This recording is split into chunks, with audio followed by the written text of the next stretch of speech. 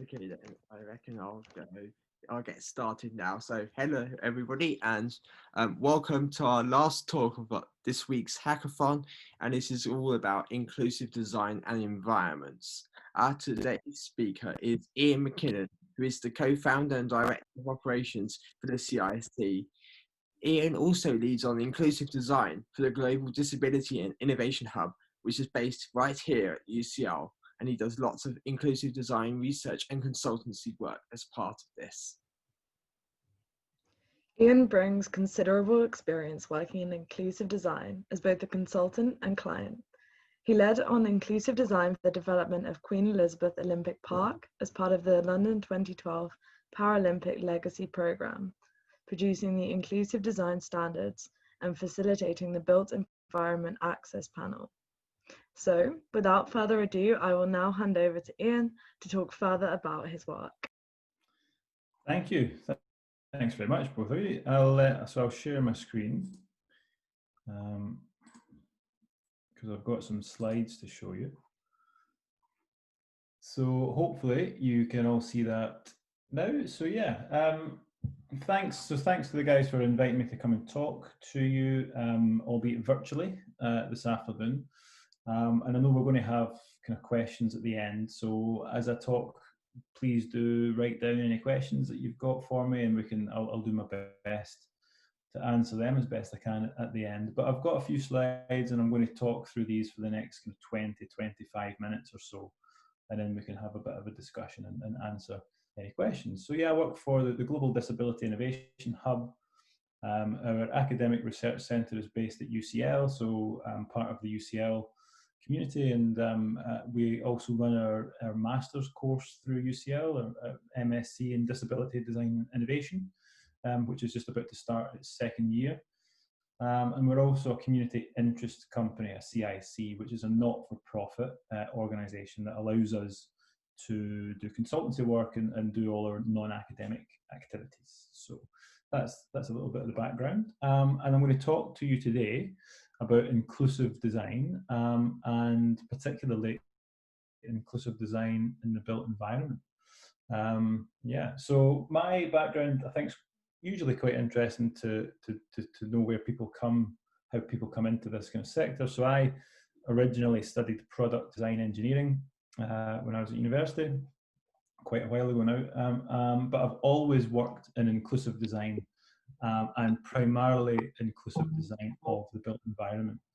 So, and that's where, I guess, for the last 15, 16 years I've been working, and that's where a lot of my experience is, and therefore a lot of the examples that I'll give today draw on that experience. And in particular, I spent 8 years working in East London on what was the Olympic Park, so Queen Elizabeth Olympic Park, on the Paralympic Legacy programme, so making sure that all of the developments that were built on the Olympic Park after the Games in 2012 were equally as accessible, and really hit that benchmark that was set for access at that time.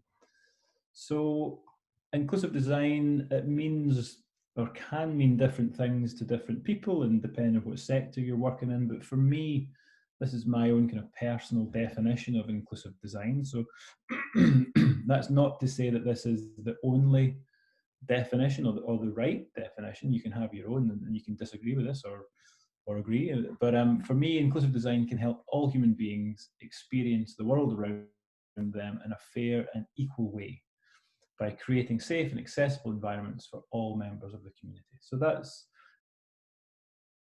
when I talk about inclusive design, and particularly when I'm about it in the context of the built environment, the world around us, that's what I mean.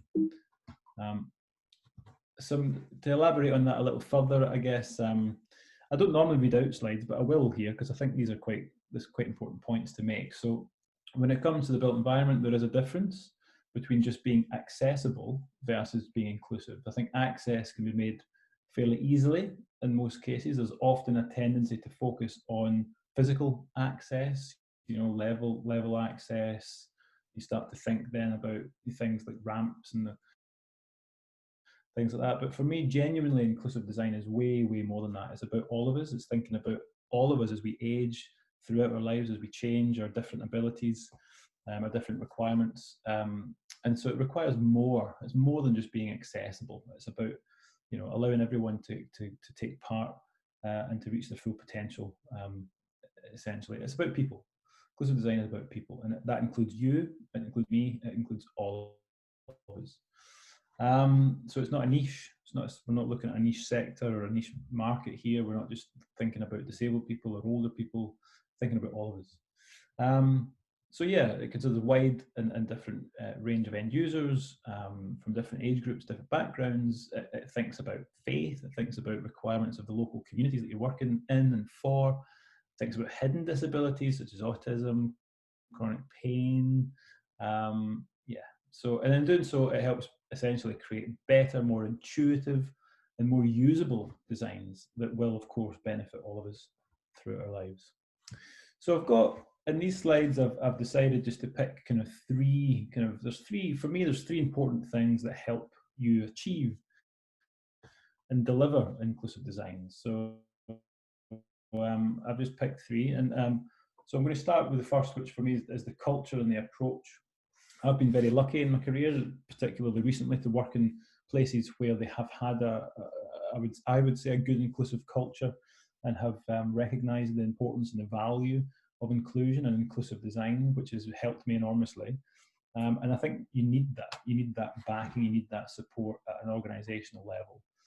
So this is a kind of to try and visualise that really as an inclusive culture. And I believe it's a very transferable process, although this kind of relates to my work in Queen Elizabeth Olympic Park, which was, you know, ultimately responsible to the Mayor of London. It had significant public funding available to it and all of that. But nonetheless, I believe this is a very transferable process, regardless of where you are in the world and regardless of the budget. Having champions and having those champions at a senior level is really important. So we had board members, we had the chair of GDI Hub as a disabled person. So we had really senior figures that supported our work and were champions for inclusive design, and in many cases were themselves disabled. So that's one. The other was, you know, the plans and the policies that you have as an organisation. I think is important to really embed inclusive design and make it business as usual. And so we had that, and certainly LLDC and in GDI Hub we have that. And that in the built environment context, that can be your planning policy, your kind of engagement policy, the technical standards that you use, and making sure that that's in place right from the beginning of any project right through to how it's operated. That's a consistent feature and objective really for the organisation. Having those guidance and standards in place, again, I'm talking about the kind of the built environment here. So we had our inclusive design standards, which was our benchmark document that we could give to developers and say, look, this is what we mean by inclusive design. When we see designs from you, we expect you to have embedded these principles and standards in your designs, which was incredibly helpful. Having people whose dedicated role is to ensure that inclusive design is delivered is really important. That was what my role was at the London Legacy Development Corporation. Sometimes you'll find people have a kind of hybrid role where they do something else and they've also got a little bit of responsibility for inclusive design or inclusion as a kind of side topic. I don't believe that's right. I think it warrants a full, you know, at least a full role or a team that's dedicated to delivering this. It's important, and it should have the resource that reflects that. And then the last 2 points are massively important. So that involve real people. You know, the motto is nothing with us, nothing for us without us. So always involve, speak to, and engage with your end users, and ensure disabled people are included in that. It's massively important. It's a huge part of what we did on the park. And innovate. So that the Global Disability Innovation Hub was born out of that spirit of where things don't work, where things are difficult, is to really use your skills as a designer, as an innovator, to make a difference and do something that's not been done before. You know, so the point there, I guess, is not to feel always feel bound by the regulations that exist. You should feel free to innovate, and doing that with disabled people is very liberating and can achieve some amazing results if you do that. I won't dwell on this. So this is just some implementation that we had in place at the London Legacy Development Corporation on the park. So I've spoken about policies, I've spoken about guidance, and I've spoken about engagement with end users. We had a panel which we called BEAP, which was the Built Environment Access Panel, or BEAP, and they were a kind of critical voice in all of the development work that we produced. And they would meet regularly and review and critique the work that we were doing.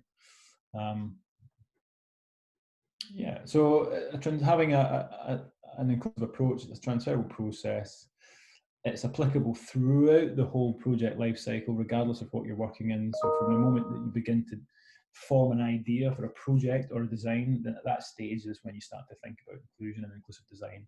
And that should carry right through your design, your evaluation, your actually creating it, building it, making it, whatever it is, all the way through to when that thinking about how that's out there in the public domain, being used, being operated, being managed. It's a whole life cycle thing. And then so that's a little bit about the process. I know it's a very quick canter through, but I've only got so long. The second point I wanted to pick up was to embellish a little more on this thing around meaningful engagement. So as I've said, one of the key lessons I think from this talk from me is to make sure that you involve, speak to, and genuinely engage with disabled people. It's so important, and that is where, in my experience, the real added value will come. That's where it's going to come from. It's going to come from real end users, real disabled people who are actually going to use your building or product or service, the people that will actually engage with it when it's out there. That's the people you need to get their input. It's invaluable. So do that. I always say, have empathy, knowledge and experience of the key issues, and a rationale. So the rationale is always understand why you're doing something. Don't just do things because it's in the regulation or because always understand why you're doing something, and the rationale behind it, and make that clear to others, I think, is important. And it does take time to build up a knowledge of those key issues, but that's why I've learned the most, undoubtedly, by working with and for disabled people, and that's where you learn most. So yeah, design with empathy, of course, and there's lots of tools that can help you to do that, and they have a place, so like tools that can replicate. In this image on the screen, I'm showing a woman with the third age suit on, which replicates older age, which was used heavily by Ford in the development of the Ford Focus. But never forget to consult the real experts, and that's the end users. So in that example, it would be to talk to the older drivers themselves, because you can never, ever replicate what that's like to get that first-hand experience and feedback. And the way we did it, I've mentioned on the park, was through a panel. So we had an independent panel of local disabled people. That part of my role there was to kind of facilitate that group and ensure that design teams on major projects were coming through that group and presenting their work for feedback and for support. And they viewed themselves as a critical friend. They were there to support better outcomes, essentially, not just to critique designs, but to really work with the design teams and say, look, this could be better, that could be better, and we're going to help you through our experience, through our personal experience or work experience, and how to do that. And that's what we did.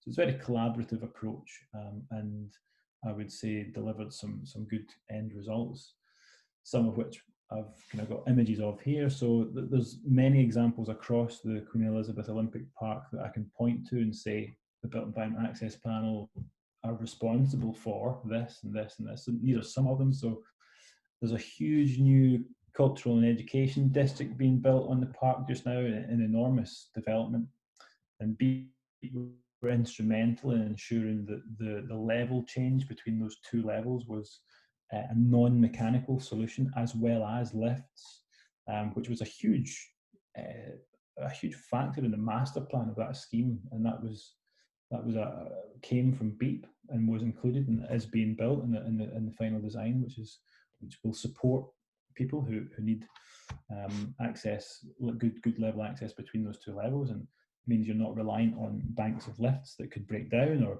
have long queues, for example. The surface treatments used across the park were all tested by kind of the BEEP panel and checked for suitability by them before it was installed. They influenced the design and layout of all the signage across the park, amongst many other things. These are just a handful of little things I picked up. The innovating, so doing things differently. So the Greenway is a cycle and pedestrian route that runs across London, and the Built Environment Access Panel got involved, very hands-on involved in the development of that to create something that was in keeping with the design standards, but was unique, and gave the Greenway a kind of its own identity. So again, that's about not just doing it, about being able to not feel necessarily bound by those regulations, but working with them and innovating around them, and then making sure just the Built Environment Access Panel were very strong advocates to make sure certain facilities were included, and they would always champion changing places, facilities in public buildings, and dog toilet areas for guide dogs and assistance dogs, and some of the larger venues that we had on the park. And we can demonstrate that they've all been kind of built and are used by members of the public. So that's important. And then the third and final point I suppose I wanted to make today just was around the as a designer, as a decision maker, as someone responsible for outcomes, then it's important that you adopt, I think, and develop and adopt the mindset of an inclusive designer, and you start to think that way. You start to think about way beyond your own kind of personal experience, and think more broadly about the wider kind of demographic and of the people that you're designing for, making decisions for, and including in that the widest diversity that we can, and that includes disabled people and older people and others that we've mentioned. And in the UK, typically we'll be looking at those with protected characteristics under the Equality Act. So this mindset is for me very important. And when you come to think about whatever it is you're doing, if it's a building or a piece of public realm, or even if it's a product or a service, as you start to think about this, think about it from the point of view of the end user. And I always find it so helpful just to go back to a very simple journey sequence and start to think, right, when will someone first engage with this? And it's often way further back than you would think. So if I'm thinking about the design of a building, a public venue, like a sports building or a theatre or a lecture hall or something like that, then you're thinking it doesn't start at the front door of the building. It starts, when do I first engage with that building? And often that will be information that's online about it, about how to get to it. If all of that information is not accessible to you, then the chances are you're not going to go. So it doesn't matter how accessible the building is if you can't find information about getting there and about it. So there's a whole storyboard, there's a whole sequence that you have to think about, I think, and it starts there. So yeah, it's just a kind of a simple scenario, thinking about that. So thinking about if you're going to a venue, and this would be on the park, I was thinking about it. I think if you're trying to get to a venue in the park, where does it begin? And it starts, as I said, with pre-visit information. Then you're thinking about just getting out the front door. Do you need mobility assistance? If you do, where can you get picked up? Where's your nearest accessible pickup point? Is it on street? Do you have to walk or get yourself somewhere else? What type of transport is it you're using? Is it public transport? Are you reliant on the car? What's that infrastructure like? Do you need support? And then obviously what's so important in all of that is, what's that experience like? A key word in inclusive design for me is experience. You want equality of experience regardless of what you're doing. You don't want to feel that you've received an inferior service or experience in doing something. That is so important. What does it cost? Is there additional costs? There shouldn't be, of course, but so think that through.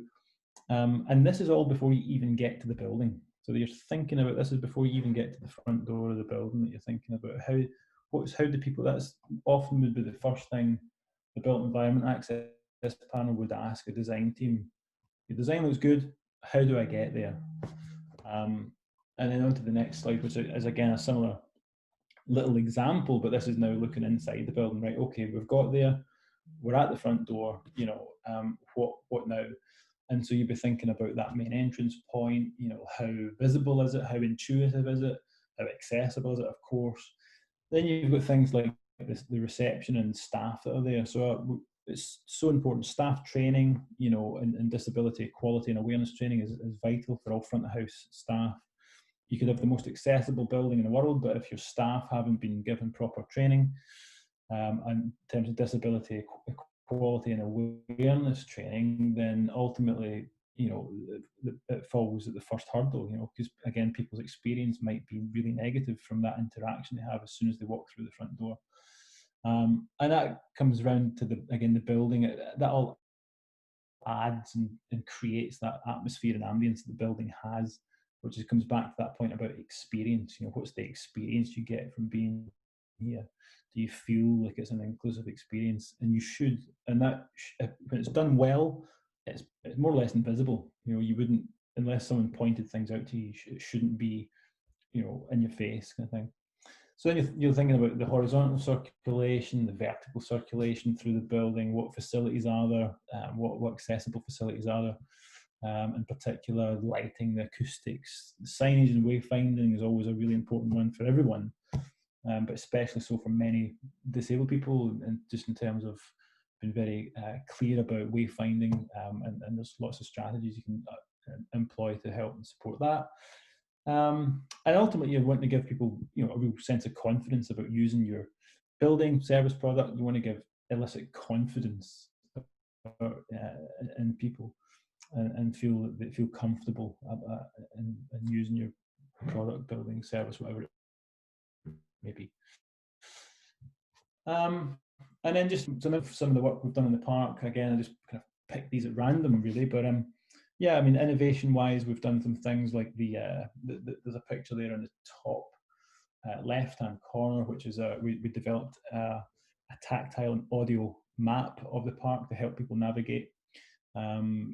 Simple things like benches, making sure we had majority of benches around the park had both arm rests and back rests, because people find them more comfortable, and some people need that additional support. So making sure we didn't forget that. And I would always say that to architects. Architects were always quite keen on block bench seats, blocks of concrete, polished concrete, because of the aesthetic appeal. But from a usability point of view, like I would always say, when we walked through the park, if we had big long benches, and we had pockets that had back and armrests. And if you ever walk through the park on a quiet day, when there was only a handful of people using these benches, they would always be sitting at the bit that had the back and the armrests, because everyone finds that more comfortable. It's just a fact. Faith and prayer space. So thinking about your local demographic. So working in East London, it was an incredibly diverse part of the city. I think from the census information, it was like 25% Muslim population in that part of East London. So we made sure we had faith and prayer room facilities in the public buildings that we built, making sure that you had good accessible parking close to the main entrances, that the auditorium seating in the sports venues gave some of the best views of the playing surface in the whole stadium or the whole arena, but also felt included and as part of the atmosphere and part of the crowd, and not stuck out in isolation, but was kind of in the middle of the seating tier, so you felt included and part of the crowd. And then simple infrastructure things like external lifts and key locations that, as you can see from what I'll explain in the image that's shown there, it's used by everyone. So it's used by wheelchair users, but also by people with prams, with young kids with prams, buggies, people carrying luggage, shopping, things like that. So yeah, these facilities that you might class as being accessible facilities are used by everyone and make everyone's lives a bit easier. So yeah. So that was a very, very quick kind of 25 minutes or so canter through what inclusive design means to me in my work, and obviously drawing on the work that I've done, predominantly, as I said, in the Queen Elizabeth Olympic Park, looking at the built environment context. But yeah, hopefully that's been interesting and will help you and your work. The hackathon, maybe it sparked some ideas. That would be nice. And I would say if anyone has any questions whatsoever, then fire away, and I'll try my very best to answer them as best I can. Thanks.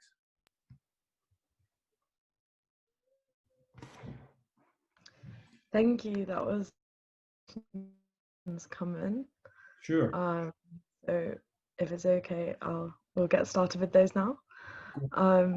So we've had one in saying, okay, how can we include similar ideas regarding accessibility on a digital virtual platform, given the current situation?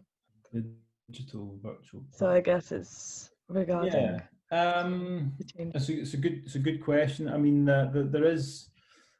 So looking at digital products, digital services, there is guidance that exists and kind of standards that exist that to meet for that. But I would always just say, and there's some good examples actually. There's the .gov website in the UK. The .gov website, I believe, won design awards for its usability. It's very simple, but what it did was to take what were a series of complex and independent individual websites for government services and bring them all into one unified, consistent place, which is .gov.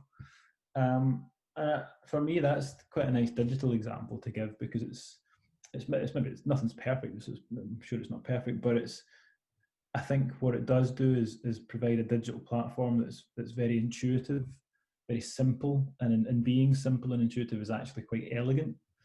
And there's a lot of little design cues in there that you can use. So, flexibility is important. Embedding as much flexibility as you can. A lot of people who need things like screen readers and magnifiers and things like that will maybe have those plugins and have those things to hand. But making your site, I think, is as adaptable, as flexible as possible. But having those core things like keeping it really clean, really simple, really clear, good color contrast, like sans serif font, a really nice clean font, using sentence case, because a lot of people recognize words by their shape.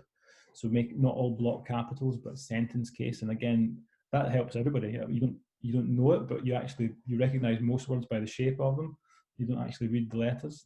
So all of these little cues, there's guidance that exists that can help you to do that. But I would always say just keep it super simple, to the point, really intuitive, and it will help everybody to use it, I would say. Thank you. That was a really insightful answer, Daniel. We got our next question in from the people watching, and this question is: what is the trade-off between addressing lots of problems of one group and addressing a few problems that maybe we all have? And how would you go about weighing up that compromise? Yeah. So I would, for me, it's about, the way I kind of think about it in my head is and if I use a building as an example, because again, that's what I'm used to and working with. I mean, you're thinking about, whenever you're designing something that you're going to have a potentially wide range of end users, then to my mind, there'll always be competing elements. Okay, so quite often, but it's not usually user by user. It's quite often will be like, from a sustainability point of view, for example, we would rather have revolving doors because of the heat loss from having a lobby. But actually, a lobby is much better for mobility aid users, and revolving doors are not very inclusive because you're separating people at that point in journey. And that's a typical kind of compromise like conversation that I would have on a design project, you know. So, but when it comes to usability and end users, I think it's inclusive design is thinking about all of us, and so there shouldn't really be those types of compromises. It's thinking, right, what's the demo? Who's going to use this? What's the demographic? Have we thought about, you know, disabled people using the building, older people using the building? And from my experience, you don't often get situations where you'd be competing. You know, there'd be kind of, I guess, competition or compromise to be made in that regard. It's usually other elements that will have that will be an impact, and that's where it's important to maybe a need for innovation. That's where it's important to get the views of disabled people, because they can really say, look, well, this is really important. This is an absolute must. These things, okay, we can. There's a bit of give or take. That's where the voice of disabled people becomes really important, because they lend authenticity to those any compromises or arguments that you need to make. And I would say wherever we have had to consider any type of compromise on our work, then that we would go straight to the panel. You got a broad panel of disabled people and say, right, this is the situation. We just be open and honest. This is the situation because of budget or, you know, ground constraints or whatever it may be. This is the situation. We're looking to find a solution. And that's when you would talk it through with the panel, as opposed to making like an arbitrary decision, like in isolation. So I suppose the power of kind of collaboration and engagement can really help, I would say. Yeah. Indeed, thank you very much. Sure, thank you so much. I think we'll take just one final question now, and then we'll wrap it up. Thank you for your talk. What has been the most challenging project you've worked on so far? Wow, there's been a few. The project that got the most amount of press attention, I suppose, connected to the Olympic Park was always the stadium.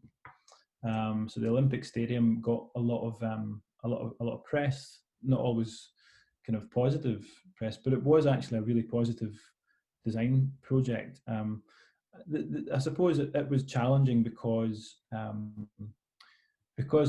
of how it played out. There was an element of kind of retrofit involved, you know, because it was then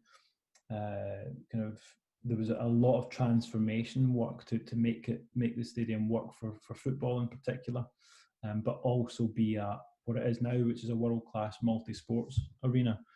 And that I suppose, going back to the earlier question about compromise, there was a few elements in the stadium that we had to take through the panel to discuss in detail. You know, some of the seating arrangements, some of the kind of locations of toilets and travel distances from accessible viewing positions.